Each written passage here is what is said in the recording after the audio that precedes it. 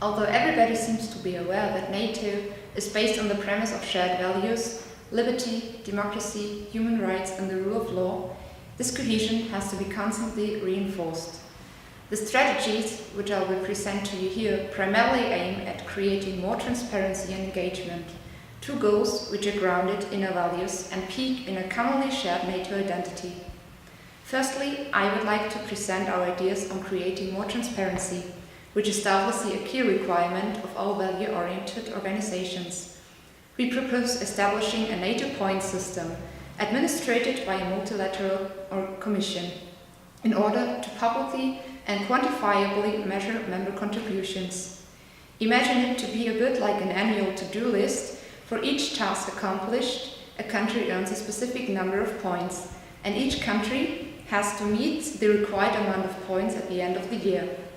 Until now, internal NATO burden sharing has been barely comprehensible to the public and increases the lack of identification with the alliance, as few states seemingly shoulder all of the tasks. Reliable information, traceable contribution, and more flexible planning from member states, implemented by a fairly evaluated contribution of each member state, will increasingly contribute to more public trust and investment in NATO. It is important to let people know what is being done with their monetary contribution to NATO, as well as to what extent their soldiers are being trained or deployed. Our point system will provide a reliable and transparent benchmark. Moreover, the complete decision-making process should be made more transparent by broadcasting live sessions of the North Atlantic Council and making data classification understandable. It cannot be taken as a matter of fact that civilians know what degrees of classification is necessary. We think that everybody has the right to know why some information is being withheld, when it will be accessible in the future, and where it can be found then.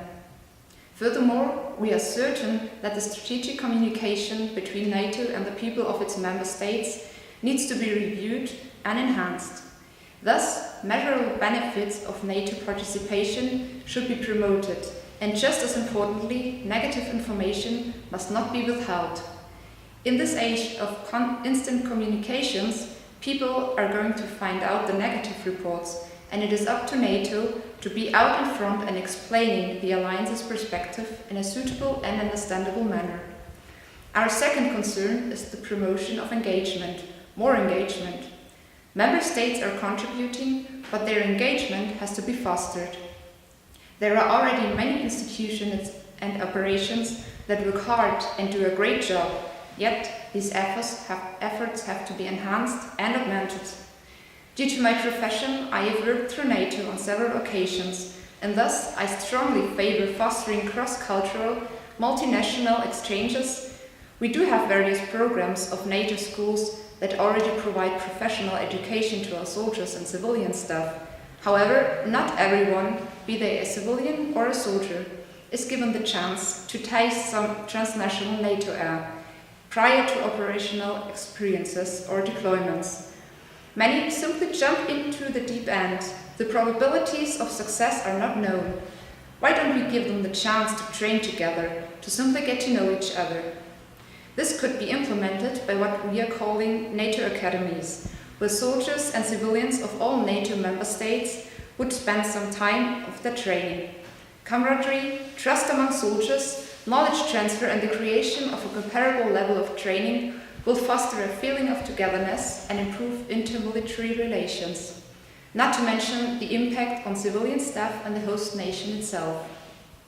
We have their infrastructure already available in almost every country, since many military barracks and structures are abandoned due to the reduction of soldiers throughout the alliance.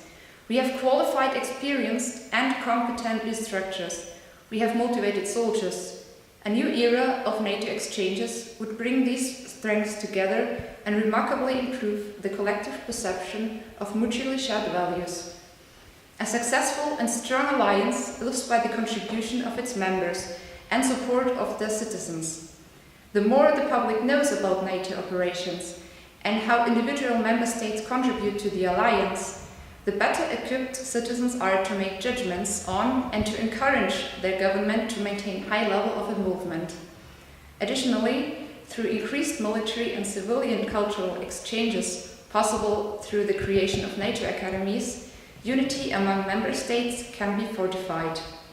The presented recommendations lay a path to ensure that our commonly shared values will be more widely known and understood.